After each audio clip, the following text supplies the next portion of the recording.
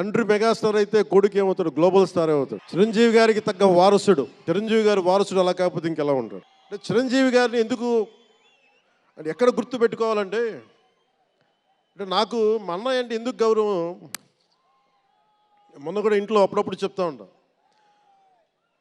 ఆయన ఒక మొగల్తూరు నుంచి వచ్చిన వ్యక్తి, ఎవరు ఆధారం లేరు. మీరు ఇంతమంది లక్షల మంది ఇక్కడ ఉన్నారు, జనం ప్రజలందరూ ఉన్నారు. మనకి ఎవరో ఒకరు ఉండాలి అని అనుకోకర్లా, మీకు మీరే ధైర్యం. మీరు అనుకుంటే మీరు సాధిస్తారు. గుండె లోతుల్లో నుంచి నేను సంకల్ప బలం ఉండి దానికి తగ్గ పట్టుదల కార్యదక్షత ఉంటే మెగాస్టార్ చిరంజీవి గారిలాగా ఎలా సాధించగలరో ప్రతి ఒక్కరూ మీరు కోరుకున్న దాంట్లో సాధించగలరు.